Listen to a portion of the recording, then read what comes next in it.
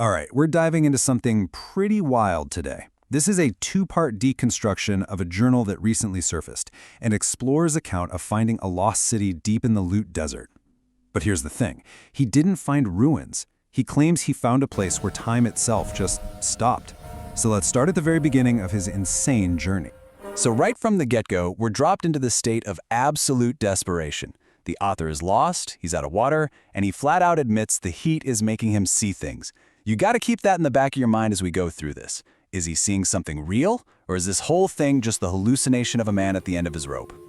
So how did he even get here? Well, he didn't just wander out into the desert by accident. His journal makes it clear this was a lifelong obsession. He was following these ancient, discredited maps, chasing a city that every single expert told him was just a myth. And you can just feel his frustration in the entries from before the expedition. The entire academic world basically laughed him out of the room, called him a fool for chasing a ghost story. But he wouldn't let it go. He was completely convinced he was right. And then this happens. This incredible moment where he goes from dying of thirst to just pure, unfiltered awe. That mirage he was supposedly chasing, it starts to take shape. The walls of a massive city literally rise up out of the desert haze. So his crazy quest to find the city is over, but the real mystery, what happened to it, is just getting started. The second he steps through the city gates, you can feel the tone in his journal shift. He's not just an explorer anymore. Now, he's a witness to something that shouldn't be possible. And his first descriptions of what he finds inside, well, that's when things start to get really unnerving. Think about what you'd expect to find. Crumbling ruins, right? Skeletons, dust, decay from centuries in the desert. But what he finds is the complete opposite. The buildings are perfect. The market stalls are full. It's like a photograph, completely frozen and untouched by time. He keeps coming back to the architecture. He says it isn't just intact, it's pristine. There's no erosion, no cracks, no sign of age at all. The implication is just deeply unsettling. This doesn't look like an ancient ruin. It looks like a city that was abandoned 5 minutes ago. Now, a desert is quiet, obviously, but he says this was something else, a total unnatural vacuum of sound.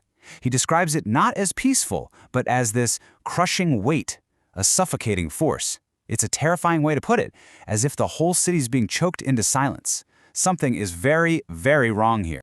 Okay, so he makes his way from the city gates toward the central bazaar, the marketplace. And this is where the mystery stops being just strange and dives headfirst into absolute horror. That question of where did all the people go, he's about to get the answer. And it's worse than anything he could have imagined. He walks into the marketplace, which would have been the bustling heart of this city. And right away, his senses are being tricked again. He can still smell the spices in the air, like a ghost of the life that was once here. It's this sensory trap just pulling him deeper into the mystery. And then, for just a second, there's a flash of hope. He sees a person, not a skeleton, not some spirit, but what looks like a living man, just sitting at his stall. Can you imagine the relief? After thinking you're going to die alone, you see someone. You're saved. But that hope just shatters. The second he makes contact, he knows something is terribly wrong. The man isn't asleep. He isn't even dead in a way that makes sense. The texture, the temperature, it's not skin. It's cold, hard stone. So just to be clear, what he's describing here is petrification. It's when organic stuff, like wood or bone, gets replaced by minerals and turns into a fossil. But that process is supposed to take thousands, sometimes millions of years. He's describing a person, fully clothed, turned to stone in an instant. And this horrifying discovery, it wasn't just this one man. As the panic starts to set in, he begins to see the true, terrifying scale of what happened here. And that's when he stumbles on the one and only clue that might explain it. He looks around and he sees it everywhere. A baker, still reaching for her oven. A little kid, caught mid-stride while running down the street.